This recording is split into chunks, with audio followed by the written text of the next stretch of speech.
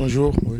Alors, quel effet ça vous fait de recevoir Angélique Kidjo dans les locaux de l'Union africaine ici à New York? Bon, comme elle dit, c'est la deuxième fois que nous la recevons ici, dans des circonstances évidemment différentes. L'autre fois, elle était venue pour parler à la présidente de la commission d'alors.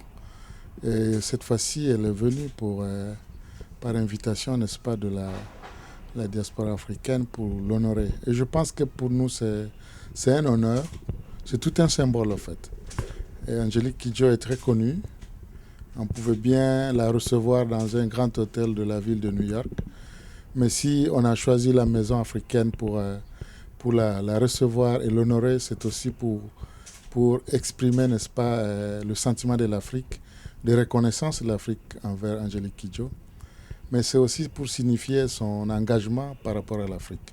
Je crois qu'on vient de suivre son interview et nous connaissons en elle une panafricaniste très très profonde sur le pas des grandes femmes et grands hommes du continent.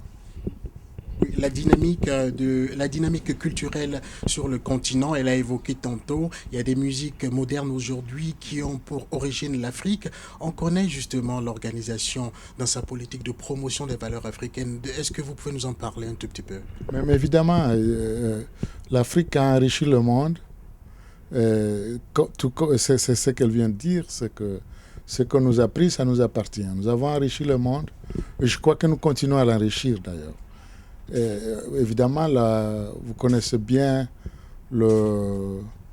l'événement qui se passe à Brazzaville chaque année sur la culture africaine. C'est une initiative de l'Union africaine. J'étais jeune diplomate à l'époque. C'est toujours jeune? Non, je suis plus jeune. Bon, disons, à l'époque des années 90, quand le FESPAC a commencé à Brazzaville, et je crois que c'est la grande manifestation, c'est toute une politique de l'Union africaine qui a produit, n'est-ce pas, cette manifestation. Mais ça ne doit pas s'arrêter là. Je crois que nos artistes constituent, le cas d'Angélique Kidjo, nos vrais ambassadeurs. Nos vrais ambassadeurs parce que l'artiste va plus loin que le diplomate. Il touche tout le cœur, il touche tout le monde. Je pense que c'est tout un atout que nous avons et nous devons savoir les utiliser. Utiliser dans le sens de profiter de ces rayonnements qu'ils ont par rapport au monde et pour pouvoir faire rayonner également notre continent. Il y a de difficultés sur le continent, mais il y a aussi de très bonnes choses qui se passent. Et je pense que les artistes sont en mesure de faire rayonner cela aussi. Oui, c'est vrai que ici votre présence est beaucoup plus, votre présence se justifie beaucoup plus pour la multiplication, le renforcement des partenariats au niveau multilatéral. Mais à quoi est-ce que les artistes africains, les culturels africains peuvent-ils s'attendre aujourd'hui de l'organisation régionale? Bon, évidemment, l'organisation régionale, nous avons, à part ce que je viens de dire sur la politique culturelle de l'organisation régionale, d'abord, il faut que tout Africain se retrouve dans l'Union africaine.